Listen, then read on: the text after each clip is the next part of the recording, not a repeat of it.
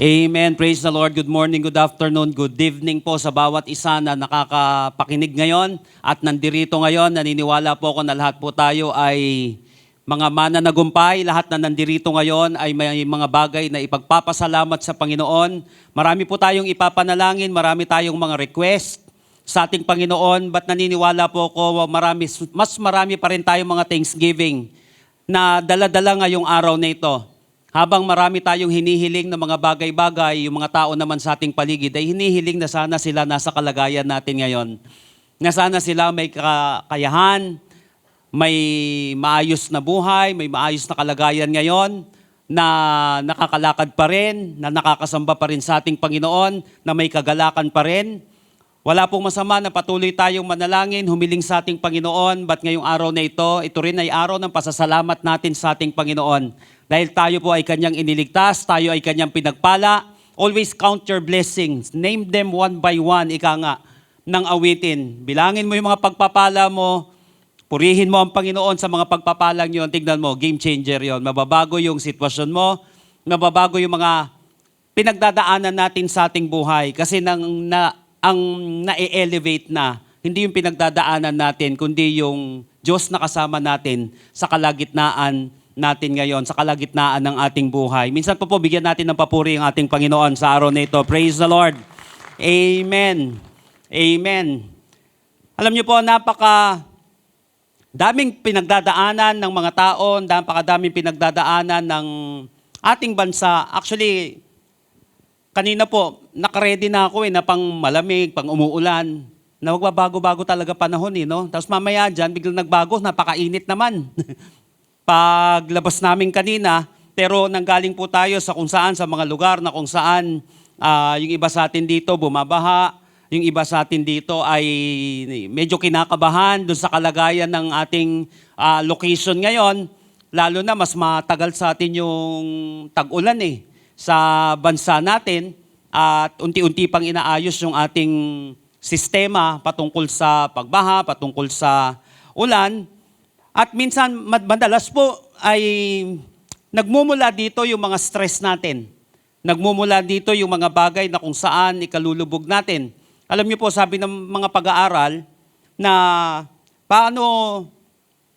bakit nagkakaroon ng matinding mental stress or minsan sagad na problema sa pag-uutak ang mga tao. Especially number one sa Pilipinas, unang-una sa lahat sa Pilipinas. Alam niyo po, sabi ng pag-aaral, dahil daw po ito sa kahirapan. Pag hindi kinaya ng isang tao yung kanyang pinagdadaanan, may tendency na lumuwag yung kanyang tornilyo. May tendency na kung saan mawala siya sa kanyang sarili. At alam niyo po ba mga kapatid, according to World Health Organization, depression is a leading cause of disability. Ito po yung leading cause of disability sa buong mundo at pati na rin po sa ating bansa. Why? Bakit leading cause of disability kapag ikaw ay may anxiety, kapag ikaw ay isa lahat may depression? Alam niyo daw po, during a depressive episode, yung isang tao na kung saan nakakaranas ng depressed na mood, feeling sad, irritable siya, empty siya, tumatagal na ng tumatagal ito, nagkakaroon siya, nawawalan siya ng interes sa kanyang ginagawa. Madalas po yan. Ganyan yung mga symptoms nito. Nawawalan ka ng interes sa mga ginagawa mo, nawawalan ka ng pleasure sa activity, nawawalan ka ng interes sa buhay na ito at maging sa kabuhayan. That's why depression can cause difficulties in all aspects of life. Sa school, nawawalan ka ng gana, pagdating sa dream, productivity sa trabaho, pati yung negosyo natin, pati sa kaibigan natin, pati sa community, at pati kay Lord. And according to researchers, alam niyo daw po ba na may 12 billion productive work days are lost every year? Kung i-convert po natin itong tinatawag na 12 billion productive work days na nawawala per year dahil sa anxiety at depression alone, ito po ay may halaga na kung saan $1 trillion. $1 $1 trillion ang nawawala because of this. Because of depression, because of anxiety. Ibig sabihin, hindi na makakapangarap yung isang tao, pwedeng may negosyo siya, iiwan niya yon. Pwedeng yung pagtatrabaho niya, bigla-bigla siyang mawawala, or hindi man mawawala, hindi na siya magiging productive, nawawala yung focus niya, nawawala yung pangarap niya, nawawala yung pera niya, nawawala yung lakas niya, nawawala yung drive niya. Ganito po kabangis itong anxiety. And even yung depression, once na naranasan ito ng isang tao, at lahat po tayo ay may tendency makaranas nito. Pagdating sa depression, yung iba diagnose, but yung iba deeply felt lang. Pero sa totoo, ganun na yung kanya nararamdaman. But hindi naman lahat na malungkot, depressed. Pero still, hindi man depression yon, still may anxiety na pinagdadaanan. Ngayon ang tanong, paano natin maiiwasan ito? Hindi lang sa bansa nangyayari ito, kundi sa pamilya, sa negosyo, sa buhay, sa kabuhayan natin. Once na tayo ay kainin nito, unti-unti nang lumulubog ang isang tao. Biruin mo, $1 trillion a year ang nawawala because of depression and anxiety alone. Now, ang tanong, bilang mga mananampalataya, how can we experience God's intervention when we are drowned? Kapag tayo ay nakakaranas ng paglubog sa ating buhay, I don't know kung sino sa atin ngayon, lumubog yung lugar mo, lumubog yung sitwasyon natin sa buhay, lubog financially, lubog emotionally. How can we experience God's intervention when we feel like drowning? Kapag feeling mo ngayon parang lumulubog ka sa isang sitwasyon, I don't know kung ano yung specific na situation natin or area ng ating buhay na kung saan feeling mo na ikaw ay lumulubog. Paano mo mararanasan yung intervention ni Lord? At hindi lamang intervention ng ibang mga eksperto, si Lord na. Paano natin mararanasan ito? Napakaganda ng ating pag-uusapan dahil naniniwala ko, ayaw mo man, dadaan ka dito. Ayaw mo man, lahat tayo ay pagdadaanan natin ito. But wag natin hayaan na patuloy tayong malunod at patuloy tayong lumubog at mawala yung mga bagay-bagay, mawala na yung drive natin sa buhay, mawala na yung pag-asa natin sa buhay, mawala yung kabuhayan natin, pati ang ating buhay. At naniniwala ko hindi nagkataon na mapapakinggan mo ang mensaheng ito. Naniniwala ko kakausapin tayo ng Panginoon, babaguhin tayo ng Panginoon, tutulungan tayo ng ating Panginoon. I want you to open your Bible with me in Psalm 42, verses 5 and 6. Psalm 42, verses 5 and 6. Tingnan niyo po maigi itong 5. Why are you depressed, O my soul? Why are you depressed, O my soul? Why are you upset? Wait for God, for I will again give thanks to my God and for His saving intervention.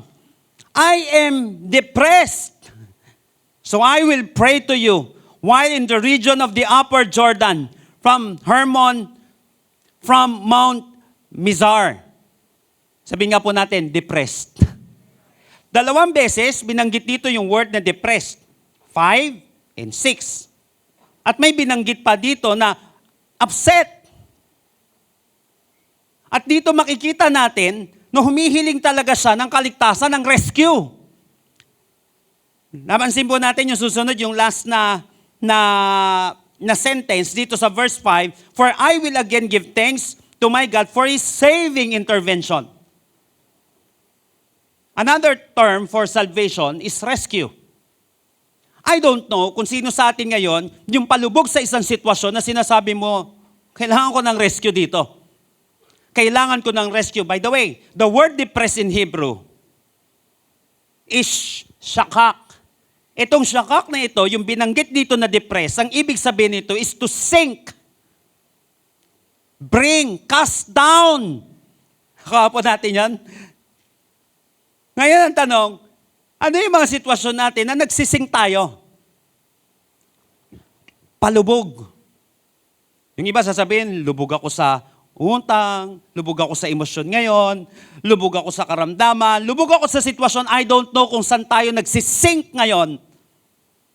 O kaya feeling natin na pabagsak tayo ngayon. I don't know kung ano yung mga pabagsak na sitwasyon natin, palubog sa sitwasyon natin, but naniniwala ko na hindi nagkataon na mapapakinggan natin ito ngayong araw na ito.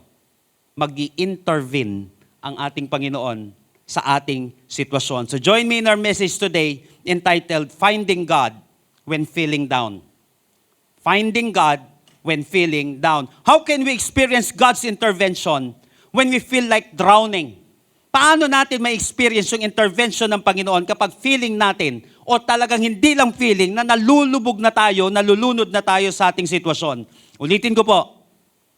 Kaya mo mapapakinggan ito, may rescue na darating sa atin ang ating Panginoon. I don't know kung saan man yan. Kung di ka man dumadaan dito, lahat tayo dumadaan dito sa sinabing ito na depression ng Bible. Pero itong depression na ito ay, ang ibig sabihin nito is to sink. Yung parang binababa ka, para kang nasa kumunoy, para kang hinihigop na papalubog ka ng papalubog at parang wala ka ng kontrol sa isang sitwasyon. Dalangin ko, katagpuin tayo ng Panginoon ngayong araw na ito. Lahat po ng ready at excited na matuto at mabago, magsabi po ng malakas na Amen. Number 1, verse 5. Sabi dito, why are you depressed, O my soul? Why are you sinking, O my soul? Why are you upset? Tapos sabi niya dito, pagtapos ng question mark, na 2 beses, may exclamation mark na. Napansin mo to? Pagtapos ng 2 question mark na nakalagay dito, may mabigat na exclamation mark. Sinabi niya agad dito, wait for God. Wait for God. So how can we experience God's intervention when we feel like drowning? Unang gagawin mo, wait for God. Sabihin nga po natin, wait for God. Maghihintay tayo sa ating Panginoon. Oy, napaka-importante. May huli tayong kinanta kanina, you're always on time. Yung word na wait po dito is the Hebrew word yahal. Ang ibig sabihin nun, sabi dito, wait for God, nung lumulubog siya sa kanyang sitwasyon, ang sinabi niya dito, yahal. Ibig sabihin to wait, hope, expect, tarry, stay, trust. So kapag papalubog tayo, napaka-importante na sagutin mo ng ganitong exclamation point, yung question mark mo. Why are you depressed, O my soul? Why are you upset? Ang unang-unang gagawin, wait for God. Huwag mong pangunahan ng Panginoon. Tapusin na tong buhay na to. Tapusin na to. Teka lang, sino ba? Sabi mo, wait for God. Eh, ba't ikaw ang gumagawa? Ba't ikaw ang nangunguna? Huwag mong pangunahan si Lord. Pwede ba sabi mo sa katabi mo, huwag mong pangunahan si Lord. Sabi mo, wait for God eh. O ba't ikaw? Nauuna. Tayo mo si Lord. Kaya lang kasi, nagkakatalo, pag yung term na wait eh, napaka-importante nito eh. Yung wait na ito, ang ibig sabihin, to hope, expect, tarry, stay. What does wait for God mean? Ano ba ang ibig sabihin ng wait for God dito? First, wait for God expectantly. Ang ibig sabihin pala that you are waiting for God, hindi yung basta-basta tumutulala. Ang ibig sabihin, may sense of expectation. Tandaan, tinatamaan ng depression, kinakain ng depression, ng anxiety, ang taong nawawalan na ng pag-asa. Yung taong wala nang inaasahan, nawawalan na siya ng inaasahan. Yung tao, once na nawalan na tayo ng pag-asa, once na nawalan na tayo ng inaasahan, dito na tayo unti-unting kinakain. Dito na tayo parang kinakain ng kumunoy. Dito na tayo lumulubog. Sinabi ko nga, yung word na depressed dito, ang ibig sabihin, to sink. Kapag may sinking experience ka, napaka-importante, wait for God. You should expect. Napaka-importante ng sense of expectation. Sinabi po ni Samuel Smiles, hope is the companion of power, the mother of success. For who so hopes strongly has within him the gift of miracle. Kapag napaka-strong nung expectation mo, ng hope mo, nasa Kanya yung gift of miracle. Napansin mo, maraming mga sitwasyon na parang alam mo, parang wala nang way out sa isang sitwasyon. Ang ginawa mo lang naman, di ka lang umayaw eh. Hindi, meron yan. Maaalpasan ko tong sitwasyon na ito. Hindi sumusuko ang isang tao na may inaasahan pa eh. So once na nawala ka na ng inaasahan, doon ka na bumibigay. Yung pag-feeling mo na exhaust mo na, lahat ng nilapitan mong kaibigan, lahat ng libro na pwede mong basahin, lahat ng mga pag-aaral na pwede mong pakinggan, lahat ng pangangaral, na parang ang dating na exhaust mo na. Doon ka na bumibigay eh. Once na nawala na, itong sense of expectation na ito. Nakuha po natin yon. Ang maganda dito, pwedeng mawalan na ng kakayahan ng tao. Pwedeng mawalan na ng kakayahan yung mga bagay-bagay sa ating buhay, yung mga nasa paligid natin. Pero sinabi dito, wait for God. Pwede kang hindi na makaasa sa tao, pwede kang wala na maaasahan sa tao, pero makinig ka maigi, kay Lord may maaasahan ka pa. Hindi mawawalan ang Panginoon ng kapamaraanan sa iyong buhay, kaya laging may pag-asa sa ating Panginoon. Amen po ba? Come on, purihin natin ang ating Panginoon. Praise the Lord. Wait for God expectantly. Hanggat nasa iyo itong hope na ito, hanggat may sense of expectation ka, hindi ka bibigay. Because when you have lost hope, you have lost everything. Once na nawala na ito, kaya tinapatan niya agad ng exclamation point dito, wait for God! Yung mga questions sa buhay mo, kinakailangan matapatan mo yan. At kung wala ka ng maasahan na iba, ang pinakamatindi talaga, walang iba kundi ang Panginoon. Wait for God expectantly. Second, ang ibig sabihin nitong wait for God na ito, it means wait for God enduringly. Kasi nga, yung word na wait dito, yung yahal, ang ibig sabihin nito is to tarry. Ang ibig sabihin po ng tarry is to stay longer than intended. Kaya ano sinabing wait for God dito, hindi yung wait lang. Mga 3 segundo, hindi. Bakit kinakailangan pagdating sa waiting, pagdating kay Lord, bakit napansin niyo po, pansinin niyo yung Bible, ang daming wait for God. Those who wait upon the Lord shall renew their strength. Uy, grabe no? Those who wait upon the Lord shall renew their strength. They will soar on wings like eagles. They will run and not grow weary. They will walk and not be faint. Anong meron sa waiting pagdating sa Panginoon? Nakawa natin yon. Bakit kinakailangan matuto ang tao ng waiting? Kasi dito ang issue, hindi naman yung problema eh. Hindi lang yung problema eh. Ang issue dito, yung matututuhan mo eh. Kasi sa panahon ng paghihintay, doon nabibuild yung karakter ng isang tao. Ang isa sa pinakamabilis na may attention span ay yung bata. Kaya nagpapasalamat ako sa Panginoon ay matagal akong nagturo sa mga bata. Naging superintendent din po ako sa mga bata sa kids ministry. Mahirap ang turo sa bata. Hindi pwedeng preach ka dyan ng 15 minutes. Yung attention span niya, napakabilis. Kinakailangan i-drive mo yung point doon. Yung lesson mo for 5 minutes, minsan nga wala pa. So dapat napaka-creative mo doon. Nakuha po natin. So sa mga ganitong bata, kaya tinuturuan natin silang mag-wait. Pag unti-unti na silang lumalaki, why? Bakit kinakailangan ng waiting? Hindi lahat ibinibigay. Kasi sa panahon na yan, doon natetest yung emotion natin, doon natetest yung ating karakter. Doon tayo nakikita. Sa panahon na kinakailangan mo maghintay. Hindi basta-basta ka gagraduate. Hindi ka basta-basta si sweldo, magtrabaho ka ngayon, may sweldo ka na bukas. Hindi sa lahat ng panahon ganon. Kinakailangan matuto kang maghintay. Hindi porket tumibok ang puso mo, mag-asawa ka na agad. Hindi porket napikon ka sa isang tao, hiwalay mo na agad. Nakuha natin, hindi agad-agad. Importante yung waiting dito. Napaka-importante nung direksyon ng Panginoon.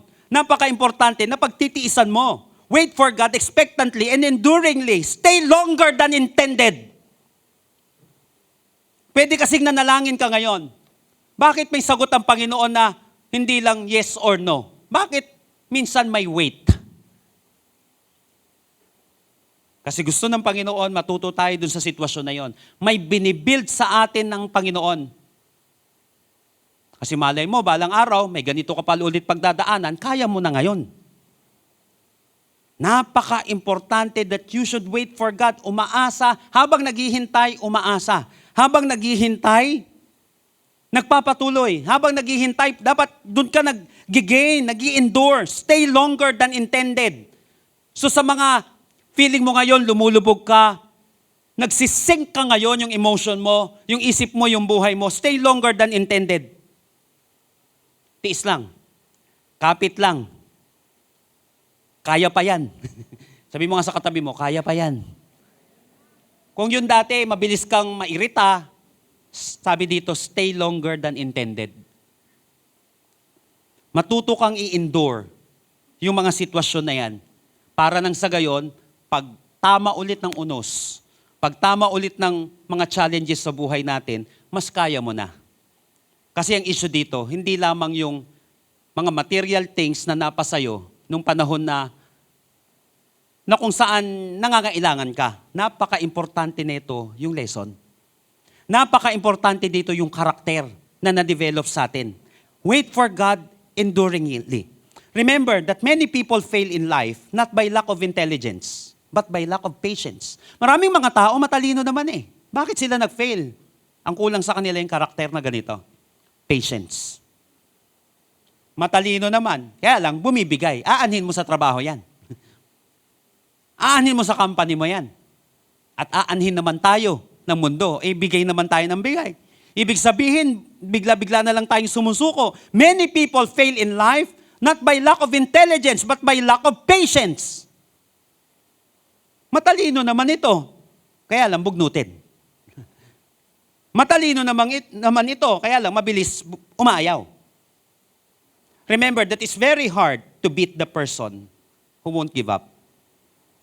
Mahirap talunin ang isang tao na hindi nag-give up. Kahit nasasaktan, kahit na bumabagsak, bumabangon pa rin. Nakuha po natin, madami sana ang magaling, kaya lang mainipin. Madami sana ang magaling. Alam ko, magaling ka na eh. Lahat tayo may gift naman. Lahat tayo may skills. Lahat tayo may, sabihin na natin, may kakayahan tayo, may strength tayo. Pero sayang ang lakas na yan. Sayang yung pinag-aralan na yan. Sayang lahat ng pinagpapapanood mo ng mga motivation. Sayang lahat ng pinag-aralan natin. Kahit nag-aral ka pa ng 10 taon, pagdating ng 1 linggong pagsubok, bumigay ka, burado ang lahat ng yun.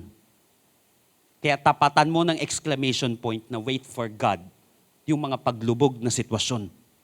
Wait for God. Sabi nga po ulit natin, wait for God. Diyan mo na may experience ngayon si Lord. Those who wait upon the Lord shall renew their strength. So habang naghihintay ka, eto na, tignan niyo po, nakakapag-renew ka ngayon ng strength. Sabi sa Book of Isaiah. Grabe pala no, you are just waiting for God. But hindi mo alam, lumalakas ka na. Kaya sa mga tao na kung saan habang sila ay naghihintay sa tugon ng Panginoon, sa rescue ng Panginoon, nananalangin pa rin sila, umaasa pa rin sila sa Panginoon, habang ikaw ay naghihintay sa Panginoon, lumalakas ka. Habang naghihintay ka sa Panginoon, they will run and not grow weary. They will walk and not be faint. Sabing gano'n, napaka-importante nun kapatid, just wait for God. Kasi yung waiting na yan, sa ating Panginoon, nagde-develop yan ng strength. Nagde-develop yan ng lakas sa atin. Na kung saan di mo namamalayan. Pwede naman, eto tignan mo, pwede naman sabihin ng Panginoon, eto na. Halimbawa, nangangailangan yung anak mo, yung isang tao. Eto na, may pera ka naman. Eto, kailangan niya, eto. Kaya lang, ang problema, bigay ka ng bigay, wala na siya natututunan. Yung mga binigay mo, bukas makalawa o mamaya lang, ubus na lahat yun. Why? Hindi natuto ng discipline. Walang karakter na natutuhan. So, importante itong waiting for God. Kasi doon nagde-develop yung strength. Doon tayo nagde-develop na kung saan diskarte natin sa buhay. Kapo natin yon. Natututo tayong dumiskarte sa sitwasyon natin. After ng diploma, kailangan may diskarte. Kinakailangan madiskarte ka at dito mo magigain yan sa panahon na naghihintay ka sa ating Panginoon. Doon kasi siya kumikilos. Na kahit na wala ka pa sa iyong mga kamay, pero still umaasa ka, di ba? Wait for God expectantly. You're hoping na kung saan timing ni Lord hindi timeline ko Importante yung pagpaplano sa Bible. Importante yung nagpaplano because if you fail to plan, you plan to fail. But yung mga plano natin, minsan, hindi lahat yan nasusunod. Kasi nga, meron tayong sariling timeline, pero may timing si Lord. At yung timing ni Lord, yan lagi ang the best. Amen po ba? The best lagi yung timing ni Lord. Alam niya yan. Just wait for God. Paano maghintay sa Panginoon? Expect and endure. Expect and endure. Makikita mo, yung palubog na sitwasyon mo, unti-unti ka nang lumulutang sa sitwasyon na yon kasi may inaasahan ka. Pangalawa, how can we experience God's intervention when we feel like drowning? Ito maganda, verse 5. Tignan niyo po. Why are you depressed, O my soul? Why are you upset? Wait for God. For I will again give thanks to my God for His saving intervention. Number 2, praise God. Sabi nga po natin, praise God. For I will again give thanks. For I will again, sa ibang translation, praise God. For His saving intervention. Praise God. Alam niyo po, isa ito sa pinakamagandang ending dito sa passage natin. Actually, yung passage ng Psalm 42. Why? Kasi yung psalmista dito sa passage na ito, nagde-declare siya na kung saan kahit na hindi niya maintindihan yung sitwasyon niya, nahihirapan siya, hindi siya hihinto sa pagpupuri sa ating Panginoon. Napakagandang karakter na kahit na wala pa, hindi ka nagtatampo. Isa sa katangian ng isang tao, minsan, tulungan mo yan ng 10 beses, tignan mo. Tulungan mo 10 beses, sabi mo, sige na, 1,000 times tulungan mo. Huwag mong pagbigyan ng 1 beses. Yung mga pangkaraniwan tao magtatampo agad. Nabilang yung hindi mo nagawa na isa, pero hindi binilang yung 1,000 na ginawa mo. Ganon ka-ungrateful ang mga tao. Hindi man lahat. Ganon ka-ungrateful. At madalas, hindi lang sa kapwa-tao niya ginagawa yon. Ginagawa niya yun sa Panginoon. Hindi ka lang napagbigyan ngayon ni Lord. Kasi may tinuturo sa'yo, nagtampo ka na agad. Pwede ba yung tampo gawin mong worship? Magpuri ka pa rin? Kasi alam mo, karapat dapat pa rin purihin ng Panginoon. Ngayon, ang tanong, alam niyo po, sabi dito, for I will yet praise Him, my Savior and my God. Now the question is, how to praise God? Paano ba tayo nagpupuri sa Panginoon? Paano ba yung, alam mo yun, yung authentic na pagpupuri sa Panginoon? Makikita mo, number 1, praise God continuously. Kaya ano ba mapansin niyo po dito? For I will again give thanks to my God for His saving intervention. For I will again praise God for His saving intervention. Sabihin nga po natin, again. Napaka-importante nito. Kaya mo pa rin bang magpuri sa Panginoon sa panahon na kung saan wala pa sa kamay mo yung inaasahan mo? Will you still, o kaya sabihin na natin, mahal mo pa rin ba yung nanay at tatay mo kahit hindi nabigay yung gusto mo? Karakter. Sasamba ka pa rin ba sa Panginoon kahit wala pa yung mga bagay na ipinapanalangin mo? For I will again give thanks to my God for saving intervention. Again. Gagawin mo pa rin ba? Magtatrabaho ka pa rin ba ng tama kahit na hindi ka napagbigyan dun sa leave mo? Or gagawin lang natin yung tama kapag puro yes at puro ura-urada yung nakukuha natin sa buhay? O gagawin mo pa rin yung tama dahil yun ang tama kahit na wala pa sa iyong mga kamay yung mga bagay-bagay. Ganon din kay Lord. Magpupuri ka pa rin ba sa Kanya? Sasamba ka pa rin ba sa Kanya sa panahon ng dumadaan ka sa ganitong sitwasyon? Habang naghihintay ka, habang wala pa, praise God continuously.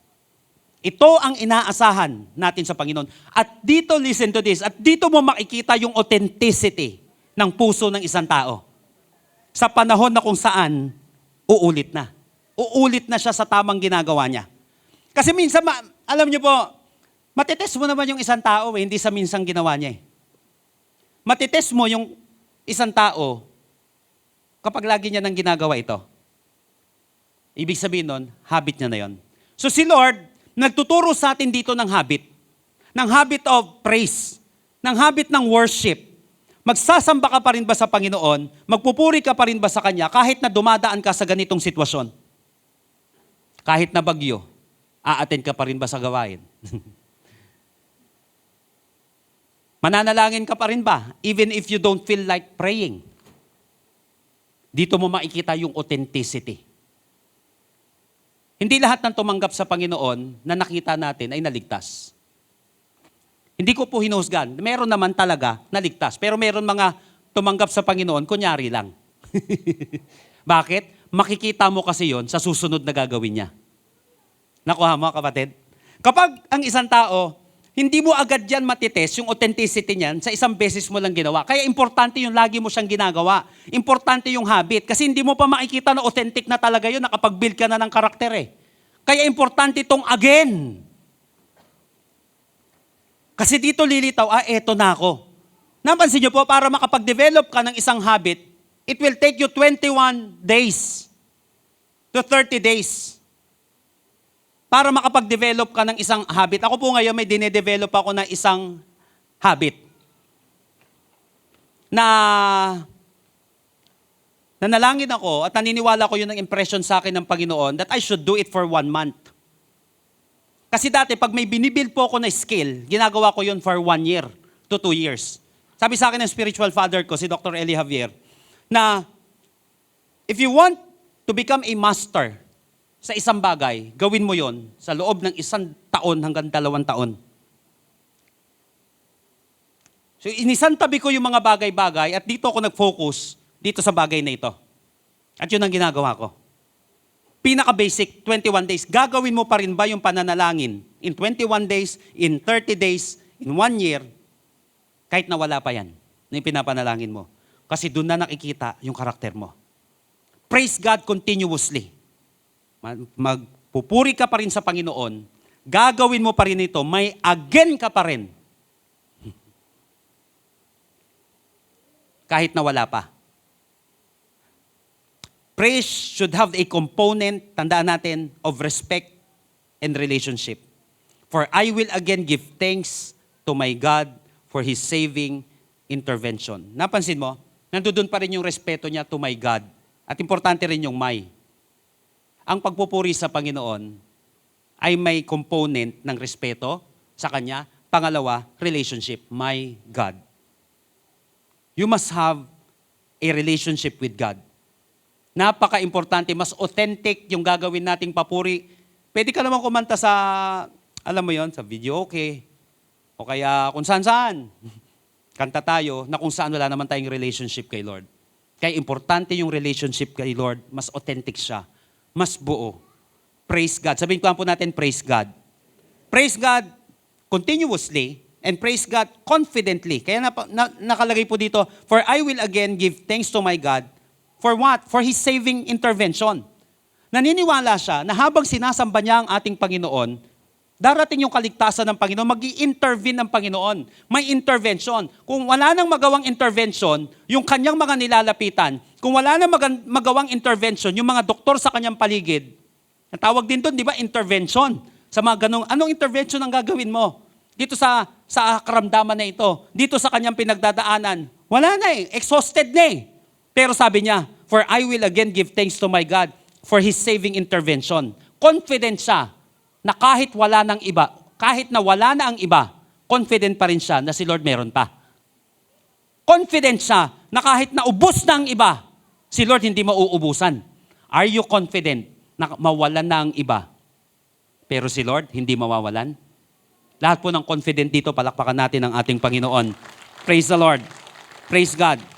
The writer says that although he is sad and upset, he will still trust God. Naniniwala siya na mag-i-intervene ng Panginoon. Kaya importante yung papuri sa Panginoon. Di ba? Yung mga nakaraang pinag-usapan po natin. Sa panahon na palubog ang sitwasyon mo, dapat paangat yung mga ginagawa mo. Nilulubog ka na nga ng ibang tao palubog ka pa. Nilalait-lait ka na nga, nagda-drugs ka pa. Nagbibisyo ka pa. Napansin mo? Ang ginagawa sa atin ng mundo at ng kaaway, the more na inilulubog ka, palubog din yung kilos natin.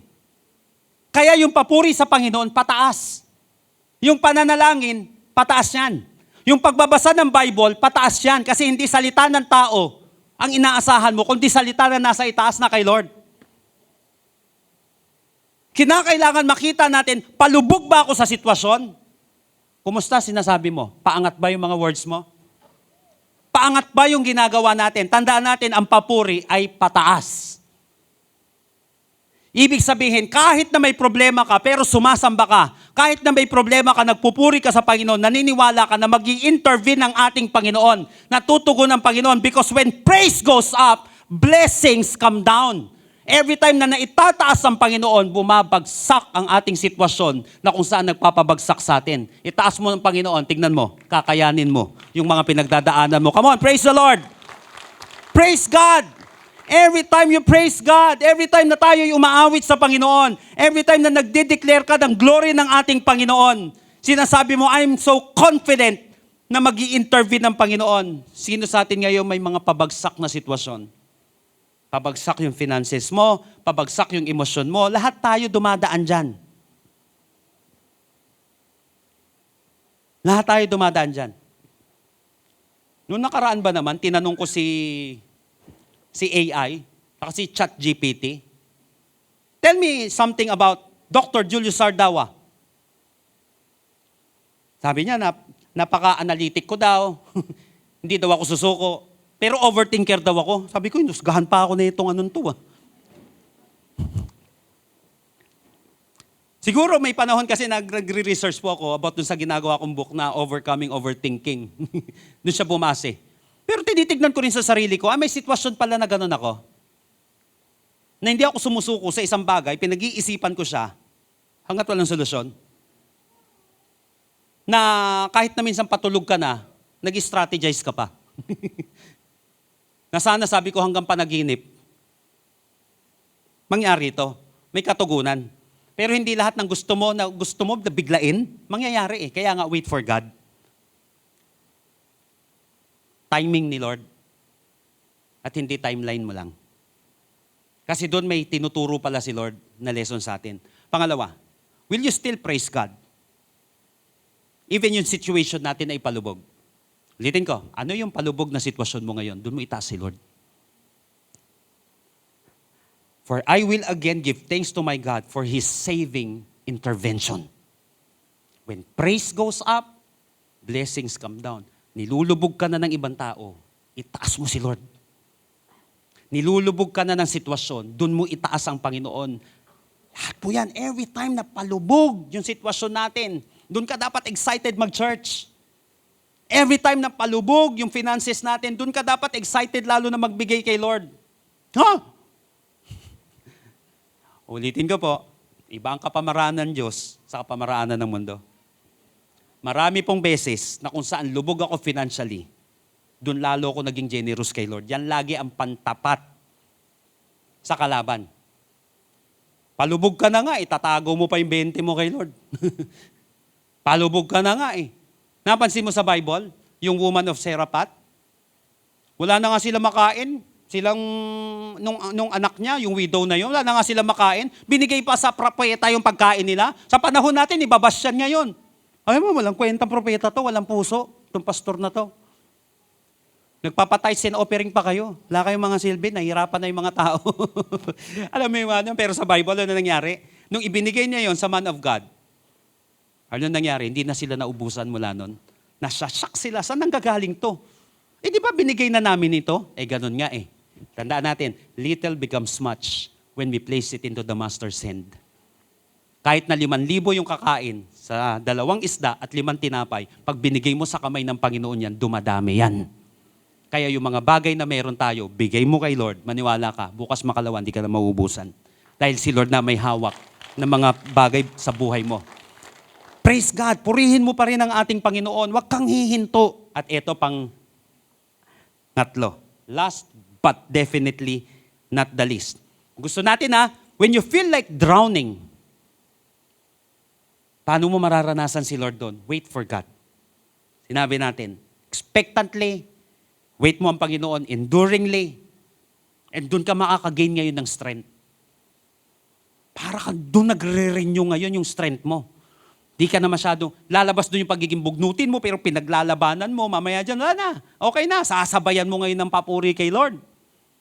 Bumabagsak yung sitwasyon, pabagsak yung kita ng company, pabagsak yung ating emosyon, pero ikaw, pataas naman yung direction mo. Pupurihin mo pa rin ang Panginoon, knowing that God will intervene. Dito, susunod, verse 6, my soul is in despair within me. Therefore, I remember you from the land of the Jordan and the peaks of Hermon from Mount Mizar. Therefore, I remember you. How to experience God when feeling down. Number 3, remember God. Sabi nga po natin, remember God. Yung kanina, wait for God. Nag-i-expect ka. Okay? Nag-i-endure ka. Pangalawa, praise God. Itataas mo ang Panginoon knowing that He is in control. That He is still sovereign. Pangatlo, my soul is in despair within me. Therefore, I remember you. You have to remember God. Kailangan malinaw sa'yo na kailangan mo talaga ang tulong ni Lord. Remember God. Ano pong ibig sabihin nito? Na I remember you from the land of Jordan and the peaks of Hermon. Ano ibig sabihin niya dito na I remember you? Ibig sabihin, be honest that you need God. Kasi bakit ako lalapit kay Lord kung hindi ko naman siya kailangan? Pwedeng sa iba ako lumapit, hindi kay Lord. Alam niyo po, ang pananalangin, ito ay declaration, ito ay pagsasabi na Lord, kailangan kita. More than anyone. Dito ka nagiging honest ngayon, Lord, I'm so weak. Hindi ko po kayang mag-isa ito, Panginoon, kung wala ka. So dito nagiging honest ka sa sarili mo na kung saan kailangan mo si Lord. Kasi kapag hindi mo naman kailangan si Lord, ang Panginoon, bakit ka pa mag-pray? Bakit ka pa lalapit? Kaya every time hindi tayo nag-worship kay Lord, hindi tayo nananalangin, indirectly sinasabi natin, I can do it on my own. Kaya ko itong mag-isa. Hindi ko kailangan si Lord sa buhay ko. Kaya be honest that you need God. Kaya yung mga taong mapanalanginin, yung mga taong sumasamba sa Panginoon, ibig sabihin, nagiging honest sila na sa akin lang, guguho naman ang buhay ko. Sa akin lang, wala naman itong mga bagay na ito. Kaya kapatid, makinig pumaigi, huwag kang tatamarin manalangin. Huwag kang tatamarin na dumalo sa mga gawain na katulad nito. Huwag kang tatamarin. Kasi ito ay isa ring deklarasyon. Ito rin ay declaration na sinasabi, honest, Lord, I want to be honest with you. Kung wala ka, wala itong lahat ng ito. Kung wala yung pagpapala mo, Panginoon, kung wala yung habag mo, kung wala yung talino, kung wala yung lakas mo, wala naman itong perang ito eh. Wala naman ito, mga bagay-bagay na ito that apart from you, Lord, I can do nothing. Alam niyo po, the hardest form of truth is being honest with yourself. Minsan mahirap yan. Kung meron man numero unong pinagsisinungalingan ng tao, sarili niya. Natotoo naman, nararamdaman niya yon pero hindi niya inaamin na kailangan niya. Jeremiah 17:9. The heart is more deceitful than all else and is desperately sick. Who can understand it? The heart is deceitful. Hindi mo kailangan si Lord. Okay ka lang? Okay ka lang ba? Okay lang ako. Sagot mo lang, sagot mo pa lang, halatang hindi ka na okay eh. Ba't sinasabi mong okay ka? Hindi mo gagamutin ang isang karamdaman na hindi mo naman aaminin na meron ka nun. Hindi ka magkakaroon ng kalakasan pag hindi mo inamin na mayroon kang kahinaan. So sa paglapit natin sa Panginoon, sinasabi natin, inaamin ko na mahina ako, ayaw ko na magsinungaling sa sarili ko. Stop lying to yourself anymore. Kailangan natin ng ating Panginoon. Remember God. Ito, every time you remember God, nagiging honest ka sa sarili mo. Pangalawa, be hungry for God. Ibig sabihin that you remember God, lalo kang nagugutom, nauuhaw sa Panginoon. Ang ganda nito. Tignan niyo po. Verse 6. I am depressed. Tignan niyo po I am depressed. So I will pray for you. Be hungry for God. By the way, tutuloy ko lang po para mas maganda-ganda ng konti yung kita natin dito sa nangyayaring ito. Okay, para mas makita natin ng buo yung pinagdadaanan nitong salmistang ito. I am depressed, so I will pray to you. Tingnan niyo po, while in the region of Upper Jordan, from Hermon, from Mount Mizar. So perhaps, itong salmistang ito, kaya siya may depression kasi wala siya doon sa Jerusalem. Okay? Wala siya doon sa Jerusalem. Aangat ka lang ng konti. Yung text natin, 5:6, angat ka ng 4, 3, 2, mababasa natin. Malayo siya sa Jerusalem. Kasi yun yung lugar na kung saan doon sila sumasamba sa templo. Okay, by the way, yung Jerusalem, ang ibig sabihin din yan, house of bread. Na doon mo makukuha yung satisfaction mo kay Lord. So kaya ganito, malayo siya doon sa lugar na yon. Malayo siya sa pananambahan. So dito, gutom na gutom siya. Uhaw na uhaw siya. Nakakaranas siya ng grief, nakakaranas siya ng depression. Ngayon dito, I am depressed. Anong ginawa niya? Wala na nga ako dun Di gumawa ka ng solusyon. So I will pray to you. Habang nandito pa ako sa sitwasyon na ito, ganda nito, habang nasa biyahe pa ako, habang nandito pa ako sa sitwasyon, habang dumadaan ka dyan sa pinagdadaanan mo, anong ginagawa mo? I am depressed, so I will pray to you. Sinabi po ni John Piper sa kanyang libro, A Hunger for God, our appetites dictate the direction of our lives. Yung gutom mo, yun ang mag-dictate ng direksyon mo. Whether it can be the cravings of our stomach, the passionate desire for possessions or power, or the longings of our spirit to God. But for the Christian, the hunger for anything besides God can be an arch enemy. While our hunger for God and Him alone is the only thing that will bring victory. Yung appetite natin, yun ang nagbibigay ng direksyon sa ating buhay. Saan ka gutom? Pag gutom tayo sa pera, kahit saan pumunta ang pera, kahit pumunta ng impyerno yan, susundan natin yun. Kaya nga, the love, hindi po masama ang pera. Kung ayaw mo, bigay mo sa katabi mo. But the love of money is the root of all evil. Pag minahal na natin yan, kaysa kay Lord, doon na sumasama ang isang tao. Napansin mo? Kaya sinabi ng Bible, love the Lord your God with all your heart, with all your mind, with all your soul, with all your strength. Para nang sa gayon, kapag nagpupurso tayo ng isang bagay, hindi yun ang Diyos natin. Tayo ang master nun. Tayo ang masusunod sa pera natin, sa resources natin. Si Lord ang masusunod sa buhay natin. Nakuha po natin, kung saan ka gutom, doon ka papunta. Pag wala, eto ngayon, pag wala na yung gutom natin kay Lord, pwedeng gamitin ng kaawayan para dalhin tayo sa kapahamakan. Kasi doon ka hungry. Ano po yun? Your appetite will dictate the direction of your life.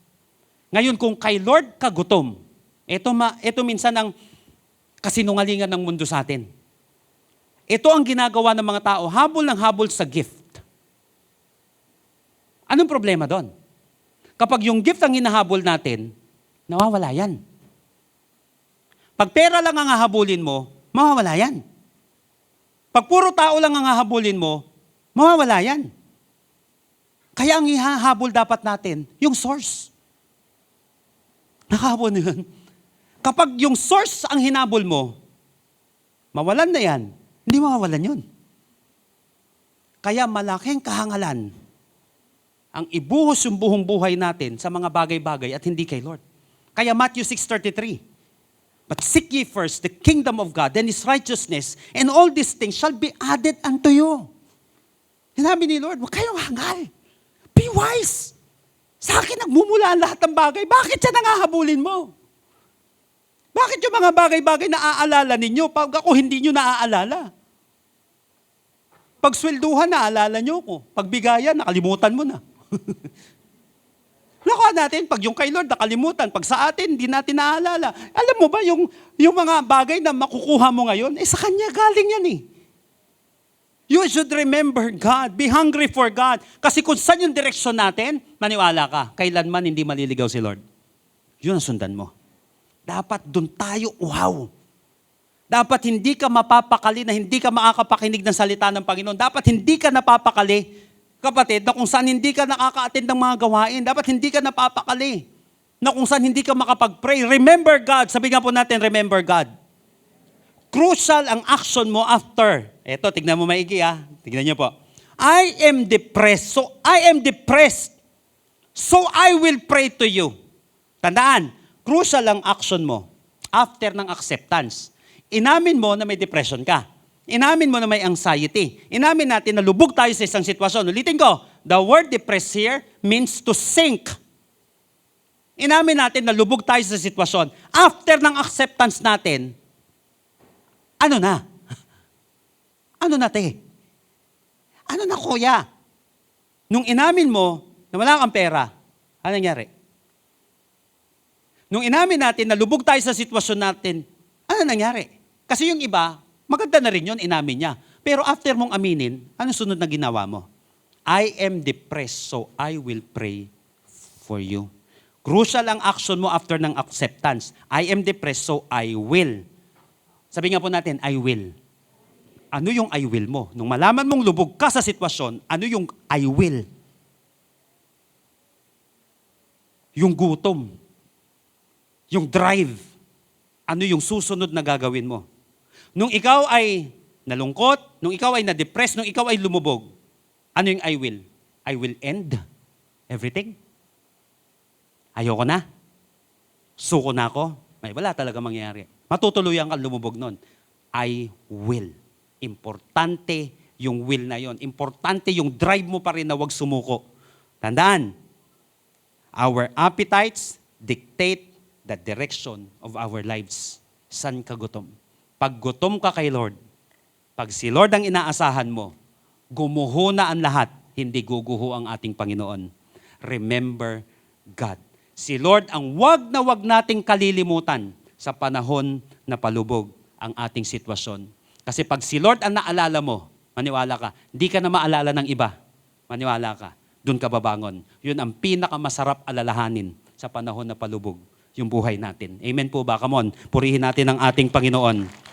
Si Lord ang pinakamagandang alalahanin sa panahon na hindi na natin alam ang gagawin natin sa ating buhay. So how can we experience God's intervention when we feel like drowning? Kapag sinabi, I am depressed, I am upset, I am sinking, I am drowning, Lord. Ano gagawin daw natin? Wait for God. Expectantly and enduringly. Timing ni Lord. At hindi timeline lang natin. Magpaplano, pero habang dumadaan dun sa sitwasyon na yon, wait for God. Those who wait upon the Lord shall renew their strength. They will soar on wings like eagle. They will run and not grow weary. They will walk and not be faint. Sa panahon ng paghihintay, dun ka tumatalino. Sa panahon ng paghihintay kay Lord, dun ka lumalakas. Dun mo nararanasan ang ating Panginoon. Yan ang ibig sabihin, you wait for God. Hindi sariling kilos, kundi direksyon ng ating Panginoon. Second, praise God continuously. Importante yung again na yon. Tutuloy ka pa rin bang sumamba? Tutuloy ka pa rin bang magpuri sa Panginoon? Pag palubog ang sitwasyon, paangat ang salita. Pag palubog ang sitwasyon, paangat ang kilos. Lumulubog ka sa buhay, manalangin ka. Lumulubog ka sa buhay, magpuri ka. Lumulubog ka sa buhay, kapatid, umattend ka ng church. Paangat, hindi palubog. Nalulungkot ako. Nagkulong ka dun sa CR. Uy, nangyari kay Elijah. Na-depressed, nagtago sa kuweba. Ayoko na mabuhay. Sabi ni Elijah, man of God yun. Ayaw niya na daw mabuhay. Ang makakanda dito, kinatagpo siya ng Panginoon kahit sa loob ng kuweba. Sabi ni Lord, what are you doing there, Elijah? Maybe ito yung pangungusap sa atin ni Lord ngayon. Anak, ang ginagawa mo dyan? Bihis ka, sumamba ka. Maybe some of you, ganyan yung naramdaman ngayon. Parang tinatamad ka sana kanina. Pero nakita mo, naku, wala akong dahilan, umaraw. Kanina maulan, baka sakali, may dahilan ako. Biglang umaraw, nakakahiya naman kay Lord. Pero parang nasabi, hindi, tulog mo na lang yan. Sige, iyak mo na lang yan. Sige, mag-overthink ka na mag-overthink dyan. Ganun na lang sinasabi ng demonyo. Pero thank God, ang banal na spirito kasama natin. Di, alalahanin mo si Lord. Palubog na nga sitwasyon mo. Punta ka ng church. Sumamba ka sa Panginoon. Praise God. And remember God. Naniniwala ako na kaya mo napakinggan ito. Kasi may palubog na sitwasyon na kung saan iaangat ka ng Panginoon doon. Makakalaya ka sa sitwasyon na yan. Kasi naalala mo ang ating Panginoon. Tayo po lahat ay tumayo sa presensya ng ating Panginoon. Gusto ko lang po sa inyo papansin ulit itong passage na ito. Sabi niya gano'n, tignan niyo po Di po ba kayo nagtataka dito? Sabi niya, why are you depressed, O my soul? Why are you upset? Wait for God. For I will again give thanks to my God for His saving intervention. Notice, the psalmist is talking to himself. Importante itong self-talk na ito. Importante.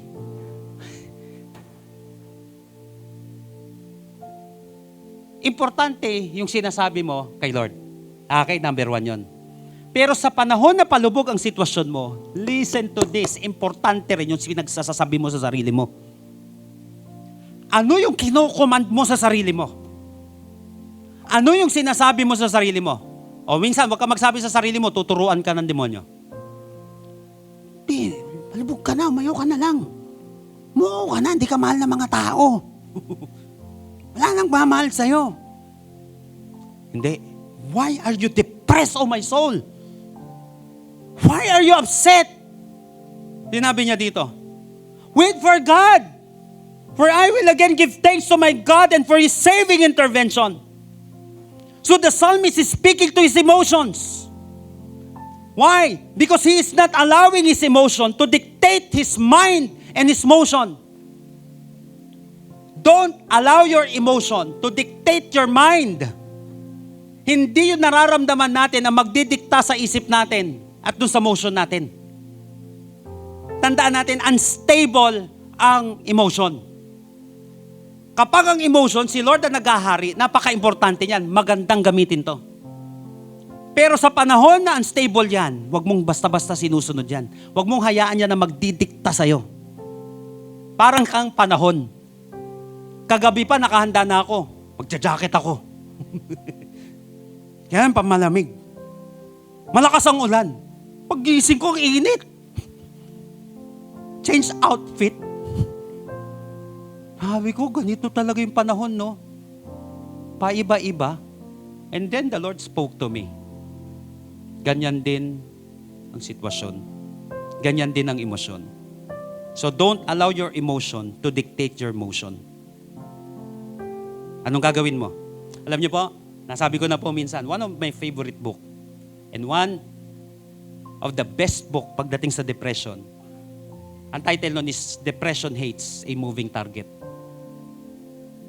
Depression hates a moving target. Sa panahon na nade-depress ka, sa panahon na upset ka, ano gagawin mo? Move. Because depression hates a moving target. Move. Sabi nga po natin, move. Kaya napansin mo itong salmista. Why are you depressed, O my soul? Why are you so upset? Wait for God. I will pray. I will praise. Napansin mo? Mamaya dyan ang pagtatagumpayan mo na siya because depression hates a moving target. You must be determined to move on. Do something. Make yourself better than yesterday. Pag wala kang ginawang movement, ilulubog ka lang ng sitwasyon. Ilulubog at ilulubog ka niyan. Do something. Move. Manalangin, umasa sa Panginoon. At huwag mo na lang hayaan na lumubog ka. Again, the word depressed means sink. Dito sa passage na ito. To drown. Ilang beses ko na pong naranasan na ako ay muntik-muntik nang mamatay dahil sa tubig. Kaya nga nung pinilit ako ng magulang ko na kumuha yung course ko nung college, marine transportation. Biruin mo, tubig pa. Takot nga ako dyan eh. Tapos may training pa. Sabi ko, ano ba itong buhay na to?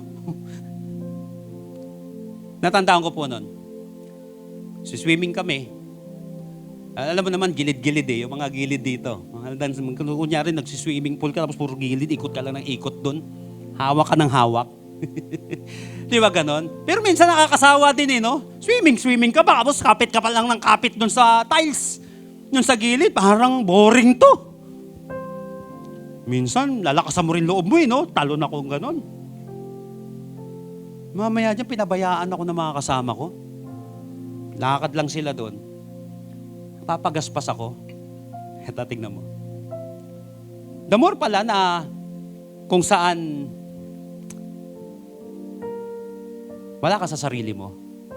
Dumadating pa ng panahon na parang nawawala ka na sa sarili mo pag alam mong malapit na kayo magtagpo ni kamatayan. Kung ano-ano nang ginagawa mo, pagaspas ng pagaspas, nakalimutan mo na, hello, marine transportation, tinuruan ka para mag-swimming. Tapos hindi mo gagawin. Palibhasa, binabayaran mo yung professor mo eh. Yun ang problema dun, di natuto. Yan sinasabi ko, yung wait for God. Biruin mo, naglalagay para lang pumasa. O wala tuloy ako natutunan. Nung nandoon na ako sa sitwasyon na yun, lubog na ako kung ano-ano nang ginagawa ko. Pero alam niyo po sekreto? Kapag ikaw ay nalulunod, pumayapa ka. Sekreto ng paglutang yon. Napansin niyo po, tinuturo sa swimming, di ba? Lulutang kapag pumapayapa ka. The more na pumapagaspas ka, na walang direksyon, lumulubog ka. Kaya nga, huwag mag-alala, sabi ng Bible. Do not worry, kasi ilulubog ka ng worrying yan. Hindi ka lulutang, maniwala ka. The more na pumapayapa ka, umaasa ka, nananalangin ka sa Panginoon, napansin mo, lumulutang ka na. Kasi, nag-i-intervene ang ating Panginoon. Sa Kanya ka na lumalapit. I want you to close your eyes right now. Ikaw at ang ating Panginoon ngayong oras na ito. Ano yung sitwasyon ngayong araw na ito na kung saan you feel like you're drowning? Emotionally, physically, financially, materially, spiritually. Ikaw at ang Panginoon ngayong oras na ito, kapatid. Pumayapa ka sa Panginoon. Okay lang umiyak sa sitwasyon, pero ba ngayon sana yung iyak mo kay Lord na? Humihingi ka ng tulong, umaamin ka.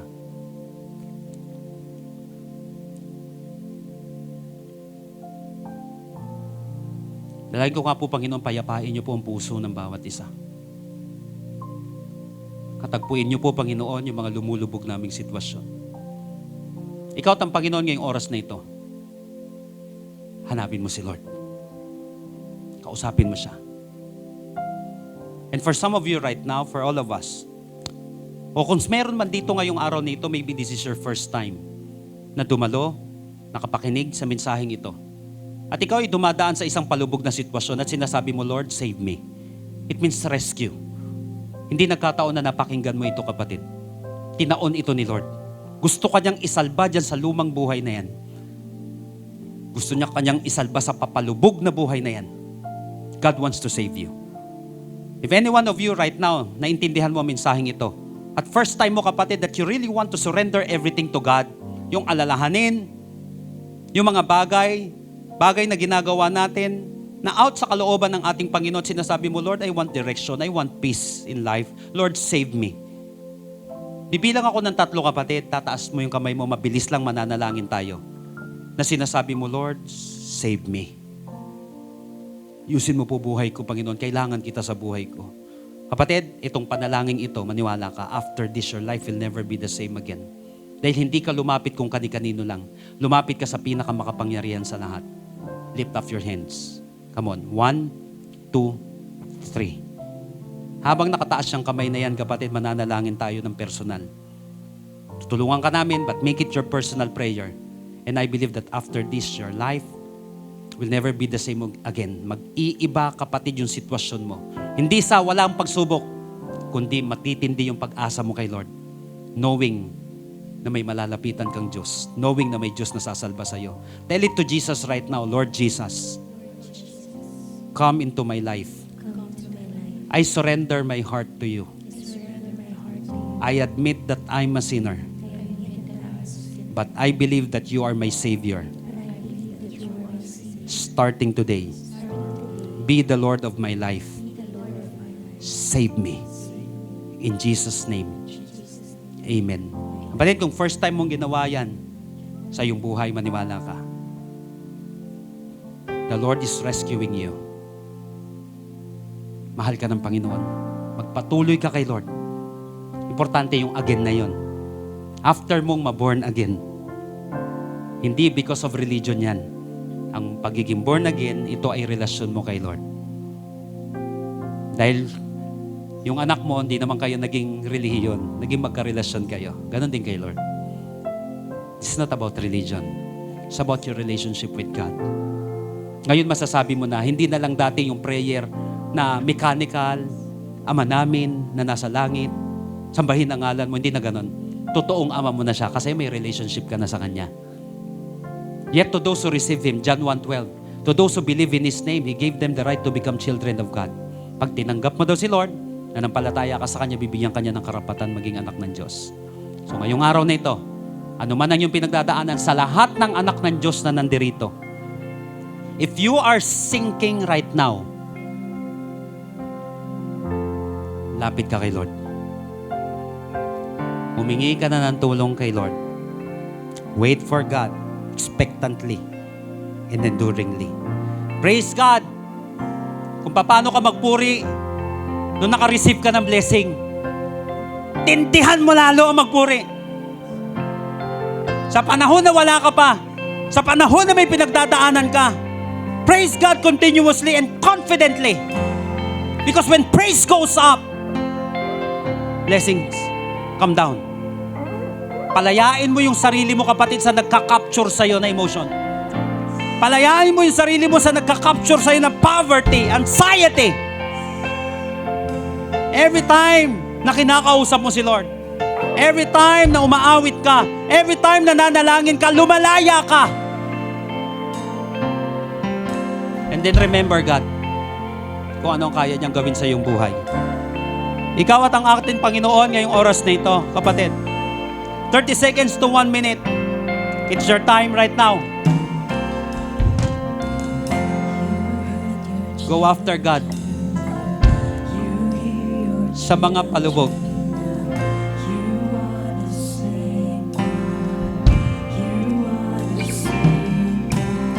Nung pumunta ka dito, maybe kapatid, nasa isang sitwasyon ka that you are sinking. Hayaan mong palayain ka ng Panginoon. Kaya ganyan ang ginagawa ng kaaway sa'yo para wag ka makapag-isip ng tama. Kaya kinukulong ka niya sa ganyang sitwasyon. Para di ka makapag-desisyon ng tama. Para di ka na makapagpuri kay Lord. Para di ka na makasamba. Lord, I pray that you free your people today. I speak God for liberty. Mapalalaki, mapababae, mapamay edad na, mapabata pa, maging malaya ka na sumamba, maging malaya ka na manalangin. Palayain mo ang sarili mo sa depression na yan.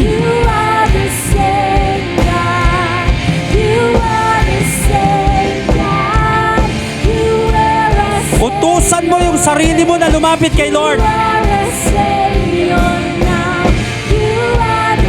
Kausapin mo yung sarili mo. At kausapin mo si Lord higit sa lahat. Oh Lord.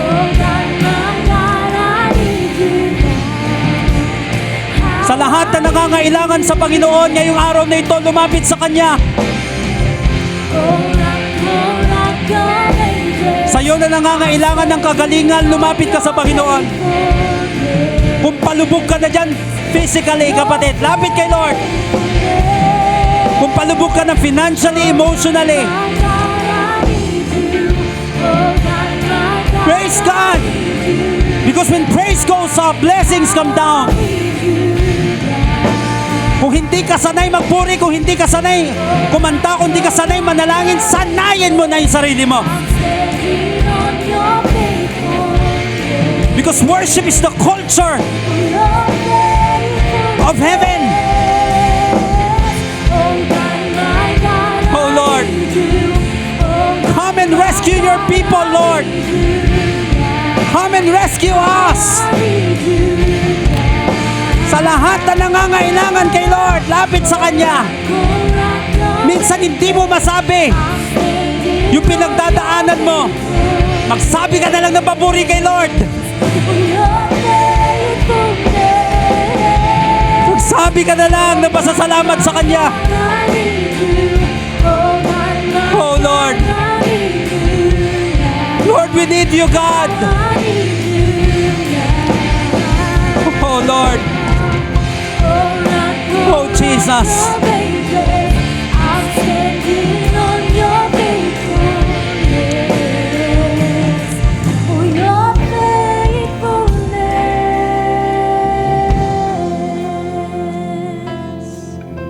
Lord, I lift up to you your sons and daughters today. Na feeling nila, Panginoon, that they are drowning. Lord, kami po ay papayapa sa iyong presensya. Thank God. Because you have said in your word in Matthew chapter 11 verses 28 and 29, come to me, all you who are weary and burdened, and I will give you rest. Sinabi ng Panginoon. Kapayapaan ng Panginoon ay sumaiyo ngayong oras na ito. Pumayapa ka, kapatid. Paano? Umasa kay Lord. Puri sa Kanya. Alalahanin ng Panginoon kung ano yung diskarte niya, kung ano yung dapat, balik sa salita niya. Maniwala ka, kapatid. Yung palubog na sitwasyon, minsan hindi ka naman aalisin ni Lord sa tubig eh. Minsan, Lord, ba't di ako naaalis sa tubig? Kasi tuturuan ka niya lumangoy sa sitwasyon mo. And somebody in this place right now, na kahit nasa ganyang kang sitwasyon, the Lord will teach you to overcome that water. Para kang isang surfer, na kahit na napakataas ng alon, ini-enjoy mo na lang. At doon mo nararanasan, kapatid, ang pagiging kampiyon. Samahan niyo po ang bawat isa, Panginoon. Lord, I pray that you heal these people, Lord. In the name of Jesus. I pray, God, for healing of the heart. I pray, God, that you heal this body. You have said in your words, by His wounds we are healed. Panginoon, pagaling niyo po, Panginoon, ang mga may karamdaman sa pangalan ng Panginoong Hesus. Pinapalayas ko ang karamdamang yan. Ang karamdamang yan, Lord, and we welcome healing right now. In the name of Jesus, I speak, God, for healing. I rebuke every demonic oppression right now in the name of Jesus. Yung pag-overthink na hindi na tama, na lumulubog na siya, I cancel it right now in the name of Jesus. I speak for peace which transcends all understanding. Bless your people, God. Comfort your people today. Maraming salamat po, Panginoon. Dahil ngayong oras na ito, Panginoon, naniniwala kami. Ang importante sa pinagdadaanan namin ngayon ay kung sino ang kasama namin, Panginoon. Why are you depressed, O my soul? Why are you so upset? Wait for God, for I will again give praise to my God for His saving intervention. Salamat po sa kagalingan, salamat sa kalakasan, salamat sa kapayapaan, salamat sa katalinuhan. Salamat po, Panginoon. Sa iyo po ang pinakamataas na papuri at pagsamba sa pangalan ni Jesus. Lahat po yung magsabi ng Amen and Amen. Mas malakas na palakpak kay Lord. Palakpak ng pinagpala, pinagaling ng ating Panginoon. Praise the Lord. Praise God. Amen. Ayan. So, thank you po, Bishop, and praise God, no? So, pwede na po tayo makaupo. At dadako naman po tayo ngayon sa ating pagkakaloob or tithes and offering. So, ayan, alam ko po lahat po tayo ay pinagpala ng Panginoon. Amen po ba? So, basahin ko po from Luke 16 verse 10. Whoever can be trusted with very little can also be trusted with much. And whoever is dishonest with very little will also dishonest with much. So dito po makikita natin that even maliliit na mga bagay na tetest tayo ni Lord. Amen ba? Because faithful in the small is equivalent for ready for something big. So sino po dito ang may expectations at may pinagpe-pray kay Lord? Hindi ka lang basta maglalagay ng tithes and offering mo today, but alam mo na yung ibibigay mo sa Panginoon ay tutubo, ay magbubunga. Amen po ba? So dito po sa Luke 16 verse 10, kaya nga po sinabi dito, whoever can be trusted with very little can also be trusted with much. So you see, si God po, hindi po siya nakatingin sa what we do when we have plenty. Hindi ka lang tinitingnan ni Lord kapag may ibibigay kang sobrang laki, but He's also watching how we respond when we have little or we have none. Amen? Because it's not in those moments po na kapag sobrang madami tayo, di ba, yung puso natin is tested. But in those moments na kapag walang-wala ka na talaga, or yan na lang laman ng GCash mo or wallet mo, doon tayo mas natetest, or yung faith natin nagre-reveal. Di ba po? So, today po, no, yung offering po natin or tithes natin may feel like small for you because, of course, naghahangad tayo na soon.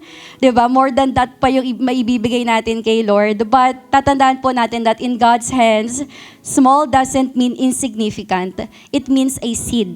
Diba? Alam na po natin, pag nakakita tayo ng mustard seed, sobrang liit lang po niya. But when you plant a seed in faith, you position yourself for harvest and promotion. So, sino po ditong naniniwala na yung itatanim mo ngayon ay hindi ka lang basta gagaya sa katabi mo dahil magbibigay siya, pero magbibigay ka ngayon because may ina-expect tayo sa Panginoon. Amen po ba?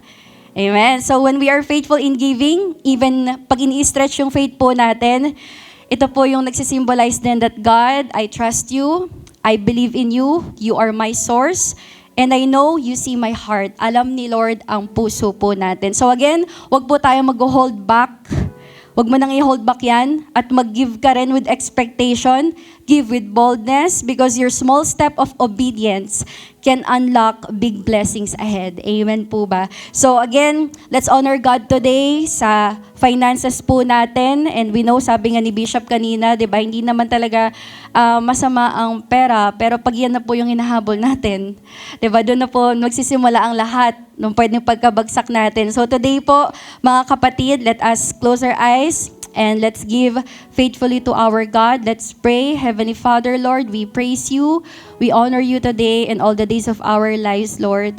Lord, as we lift up to you, Panginoon, yung prayers po namin, itong itatanim po namin today. We believe, Father God, na ito ay patutubuhin mo, Panginoon. Lord, kami magpa-plant, pero ikaw, Lord, ang magpapatubo nito. And we believe, Lord, that itong kahit small mustard seed na ito, Panginoon, ay ino-honor mo, Father, as long as yung puso po namin ay bukal na magbibigay sa'yo.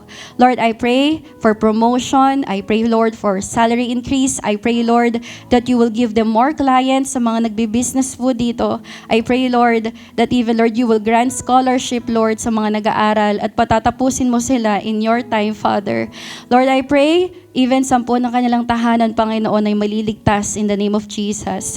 And I pray, Father God, sa lahat ng may sakit, Panginoon, your Lord, you will provide healing, you will provide finances, Father God, because you are over Jehovah Jireh, Jehovah Rapha, Lord, the one who heals and the one who provides. Salamat, Panginoon. We trust everything to you, Lord. Alam mo, Lord, laman ng puso namin. But today, we will give, Lord, with expectation because, Lord, you are our Father, Father. Thank you, Father God, and we seal these things, Panginoon, in the mighty name of Jesus. Thank you, Father. In Jesus' name we pray. Amen and amen. Yeah, let's give cheerfully to our Lord.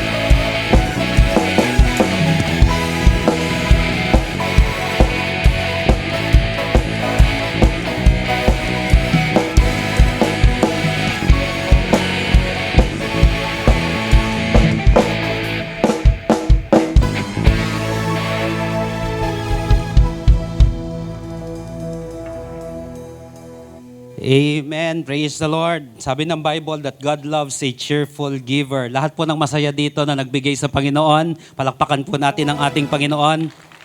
Ngayong araw na ito, praise the Lord. Amen. Tayo po lahat ay tumayo sa presensya ng ating Panginoon. Ako po muna ngayon sa benediction. Si Pastora Dana po, kasama ng ibang team natin, nasa Amazing Hope Cebu po sila mula nung nakaraan pa. Nag-training sila doon at siya po nag-preach ngayon doon sa Amazing Hope Cebu natin. At ayun, tinutulungan natin. Mamaya naman po, sa sasakyan na ako magla-lunch. Kasi malayo-layo, yung Tala, sa outer space pa yun eh. Hindi, yung Tala campus po natin, dedicate namin yung panibagong building natin doon sa Tala campus natin. So, praise the Lord. At yung iba natin mga pastors, halo-halo po kami ng ginagawa. I don't know kung kahapon, nung nakaraan linggo ba o ngayon, yung panibago natin church sa Pangasinan naman. At next week, may isa ulit church sa Pangasinan ng Amazing Hope na itatayo. So, ganun po talaga. With great power comes great responsibility. Thank God kasi patuloy po tayong lumalago. Patuloy tayong pinagpapala ng Panginoon. Unang-una po, salamat sa Panginoon. Pangalawa, salamat sa bawat isa na patuloy na may passion, patuloy na may pakialam sa ating mga gawain. Hindi po natin mararanasan ito. Hindi natin mapapaganda yung gawain natin kung hindi tayo magtutulong-tulungan para sa gawain ng Panginoon. So, salamat sa bawat isa. Pagpalain ko po kayo ng Panginoon. Lahat ng nagbigay po ng kanilang mga pledges. Ang Panginoon po nagsusukli. Kung ano man po na ibigay natin para sa gawain ng Panginoon, pagpalain po ng Panginoon. Di ko man po kayo masuklian, masusuklian yan lahat ng Panginoon. Hindi mo mababayaran si Lord. Ang kagandahan si Lord nagsusukli. Hindi mababayaran si Lord sa magandang ginawa niya, pero kaya kang suklian ng ating Panginoon. So continue to pray for Amazing Hope. At patuloy din tayong ginagamit ng Panginoon sa iba't ibang mga churches ng mga nakaraan. Anong petsa na rin ako nakauwi para naman doon sa body. Bukod sa meron tayong ministry para sa ating mga simbahan. By the way, meron po tayo ngayon mga nasa 40 plus churches ng Amazing Hope at nasa magwa 100 na rin yata yung ating mga pastors sa Amazing Hope. Sa span po ito ng pandemic talaga nagsimula, may kilos talaga si Lord eh. I don't know, mga kameron dito, tinatawag naman ng Panginoon para magpastora. Umuo ka na kay Lord. Pero yung hindi, wag mong pilitin. Baka artista ka talaga. O kaya baka negosyante ka na hindi pastor. I don't know, baka doktor ka, abogado ka. Hindi ko alam. Negosyante ka, basta importante kalooban ng Panginoon. Saan man tayo ilagay ng Panginoon, wag makakalimot lagi sa Panginoon. Amen po ba? Wag makakalimot sa ating Panginoon. Tayo pong lahat ay pumikit ngayong oras na ito. Kapatid, 5 to 10 seconds lang ngayong oras na ito. Personal. Pasalamatan mo si Lord.